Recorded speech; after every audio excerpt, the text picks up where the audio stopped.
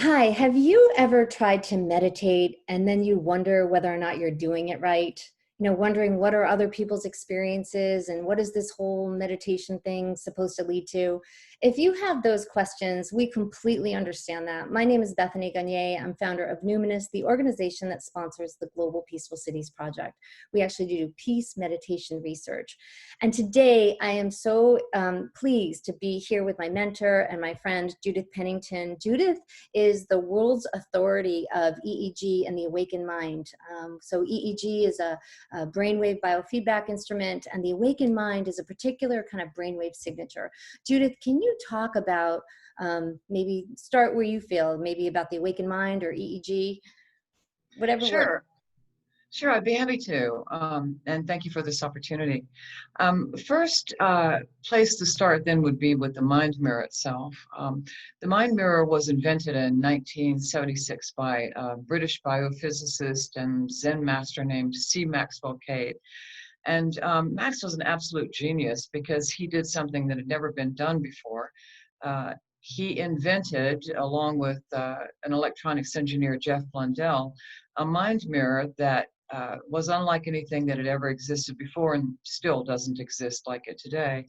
And it is a dual hemisphere, meaning left and right brain, monitor of the activities of consciousness. That is the movement of thought through the brain through an array of frequencies. Back in Max's time, it was 0.5 to 44 hertz, which goes all the way from the very fast thinking conscious mind all the way down to the unconscious levels of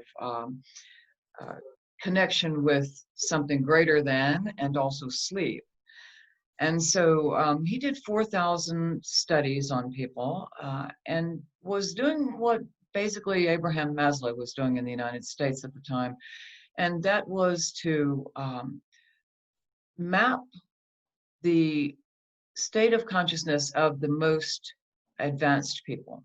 So Max hooked up swamis, yogis, psychics, healers, and he did all these wonderful studies and found that there is a brainwave pattern that they all had in common when they were at their best. He called it originally lucid awareness and then the awakened mind, which refers to the idea of awakening from the sleep of ignorance, meaning that most of us in ordinary consciousness have a pattern where we're only thinking mind and only the unconscious radar.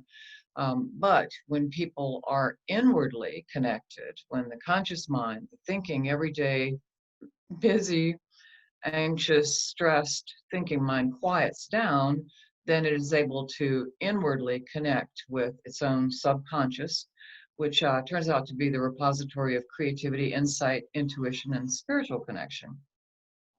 So we found this common brainwave pattern and was able to train people to attain it. And what they found was that they became more creative, more intuitive, moved more into a peak performance state of consciousness, as we call it today. We call it the awakened mind of creative flow and peak performance. And by we, I'm talking about the Institute for the Awakened Mind, which is the organization that I founded after the death of first Max in 1985, and then I studied with his successor, Anna Wise. In 2005, she came to the United States with a mind mirror in 1981 and proceeded to do all kinds of wonderful things with it. Everything from helping rappers unblock in a studio to training CEOs of companies to help their employees become more productive. And she wrote a couple of really best-selling books, as is Max's best-selling book, which is called The Awakened Mind, Biofeedback, and the Development of Higher States of Awareness. And so both Max and Anna, and today we, with the Institute for the Awakened Mind, which is called IM for short, are helping people explore and connect with their deeper levels of awareness. So you have this humanoid shaped, now I'm answering your second question, what is the awakened mind? You have this humanoid shaped pattern that consists of beta, alpha, theta, and delta. alpha being a bridge that most people don't have because it's relaxed sensory awareness. So we have certain meditation structures that we use while monitoring people on the mind mirror to ensure that they're quieting the thinking mind, developing this alpha bridge down to the subconscious, and we teach them to get in touch with, you could call it the inner healer, the wisdom of the soul, the subconscious intelligence, whatever you call it. That's where you find the answers to all of your questions, and even the questions that you didn't know you had, which we would call a block. Yeah, yeah, yeah. Can you, I'm sure people have probably heard about alpha brainwaves and why they're so good. And can you talk about what happens when we turn up our alpha in everyday life? Well, the main thing, the most important thing, is that we become, uh, if our eyes are open, more attuned to earth and to the nature, because alpha is our sensory awareness, and thus where when we get in touch with uh, vision, hearing, the feeling of moving through space, smell, touch, taste, all of that produces alpha waves. If you're out in nature, which is why so many people love to go Right, out in nature, right. That's because why we it's so love nature. relaxing, reduces that thinking mind of theta. But the more important aspect for everyone is not just that it's sensory awareness, but rather that it's the bridge down to the subconscious mind. And so that's what truly an awakened person means, is someone who has a stable alpha bridge to this from between the conscious and the subconscious mind, and accordingly is in touch with every aspect, uh, every best quality within them: the consciousness, the lucidity of the thinking mind, the relaxed sensory awareness of the bridge. In meditation, they would be aware of guided imagery. So when you close your eyes, you produce alpha, and you're able to follow guided imagery through your sensory awareness. And then to have access to the creativity, insight, intuition of the subconscious mind. And then still farther down, I know that you're working with the Monroe Institute in this, and this would be the Monroe Institute is very much an organization whose work produces the awakened mind pattern in people if they don't already have it, and many of them do from the binaural beats work that they do. But the Monroe Institute and we are very interested in that plunge below theta down into delta, because that is where you get in touch with your empathetic connection with other people. Also, your field awareness, your radar in waking life, your awareness of what's around you. And in meditation, it's an awareness of a subtle energy field. Some would call it the quantum field or the sea of light. Others could call it the collective unconscious, but basically it's where you're in touch with your spirit and thus your psychic awareness. So people who are going to make those kinds of connections will have big flares into delta. And once you have an awakened mind pattern in that humanoid shape, and you are looking for, and who isn't, looking for some greater meaning in their lives, and you are amplifying that delta, then there's a very good chance that you can move into a circular pattern that's called the awakened, the evolved mind of oneness, where your ego merges with that something greater than. And then there are even two patterns that are more advanced than that involve gamma waves, which is all the rage today. Right, right, right. Can you've been training people around the world. You travel a great deal, right? So there's mind mirror Yes. practitioners throughout. Can you share a little bit about, how people could find mind mirror practitioners or learn more or anything like that? Sure. So the Institute for the Awakened Mind is actually an international consortium of certified awakened mind practitioners and coaches. The coaches are leading, working just entirely with individuals, the practitioners with individuals and groups, training groups of people, and group brainwave trainings where everyone's hooked up to the EEG, to the mind mirror. And I didn't say it before, but it's very important to say now that the power of the mind mirror is that when you are in an individual session, after the session, or when you're in a group after the session, your coach or practitioner shows you your brainwave patterns. And so you're matching your inner states, your inner experiences with those patterns, which enable you to feel what alpha feels like, feel what an awakened mind feels like, remember that, and then once your brain knows where it is, it's a simple matter of awakening or invoking or creating that landmark with your senses in your mind, which takes your brainwaves back to that state of consciousness. So in these trainings, that's the power of the trainings, is that people make the connection between the inner experience and the objective measurements on the mind mirror. So these sessions are really important to people. They can go to, on the Institute for the Awakened Mind.com website, to the practitioner directory and the coach directory and find people. Of course, the portal is going to vastly increase our outreach, and we're very excited about that. Yeah, Judith, can you briefly let people know about the incredible innovative processes that the Awakened Mind community are working with, are creating? Yes, I'm so excited about it. Everyone is. For Mind Mirror owners, of which there are hundreds, it's going to offer automated data processing and the ability to go to the meditation center, buy a meditation that's on the portal website. That script is going to go into what's called the meditation viewer, and it's going to put the brainwave patterns right next to every single instruction in the meditation. So it's just fabulous for self-trainers.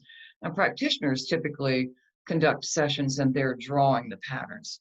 They may continue to draw or may not. We will see.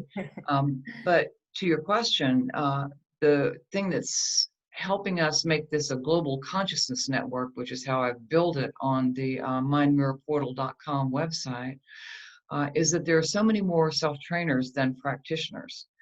And the portal is going to allow people to find a self-trainer or a coach or a practitioner in their area through what I'm calling the network. And on the network page, you find the person, call them, make an appointment, and you have your session. All the self-trainer has to know to do is, well, what kind of meditation do you want to do? Then they can download that type of meditation, put headphones on the person and let them sit there with a mind mirror and hopefully galvanic skin response to measure arousal, emotional arousal, and blood volume pulse to measure heart rate, all on at the same time. And that portal will uptake the session and create all the data processing. So that means that self-trainers do not have to be all-wise practitioners now. The self-trainer can say, okay, so here's the network, decide which practitioner you want to write the report for you, and then the practitioner can look at all that data and write the report. So it really vastly increases our reach and thus everyone's access to us for what we do, which is unlike anything anyone else does in the world. I can vouch for that. I've sat through many trainings now, have been working extensively with this body of work. And there is an art and a science to it. And it's just something so elegant that you kind of have to experience it before you really understand it, you know? So know that you can talk brainwaves, but as she was saying, this interpretation, the value of, I call it the sharing out, or the connecting of your experience with your brainwaves is part of the conversation and the dialogue. And I will tell you that, you know, the people that I've been working with, when you say, oh, you give them their landmark and they'll come back and they'll say, they'll tell me, right? You must experience that. They come back and tell you, oh, you know, that landmark of, you know, the purple puff or whatever. And they say how much they've been still, even though you leave the mind mirror session, that's what comes with you, is this landmark that Judith was talking about, because we're really wanting to practice these states of consciousness in everyday life. And that's where the mind mirror is really connecting that dot between your meditation experience on the cushion and then in everyday life. And that's what's so exciting to me, Bethany. Honestly, at this point, I've done literally thousands of sessions and trained quite a few practitioners, and the practitioners in turn are working with people. And to my knowledge, certainly and I don't think any of them have seen a situation where the state of consciousness did not match the brainwave pattern. It's absolutely eerie. It's almost incredible. You can't even believe it until you have a session. And what you basically have with the brainwaves, anyone can understand. You know, I just explained them. So anyone can understand that a reduction of beta means that you're quieter inside, an increase in alpha. And all of that is so beautifully depicted on the mind mirror. This is 40 years of research. And so Right. people can look at their brainwave patterns, and after you spend 10 minutes before the session explaining to them what these brainwaves look like and what they mean, they can absolutely look at their patterns. It's a visual language.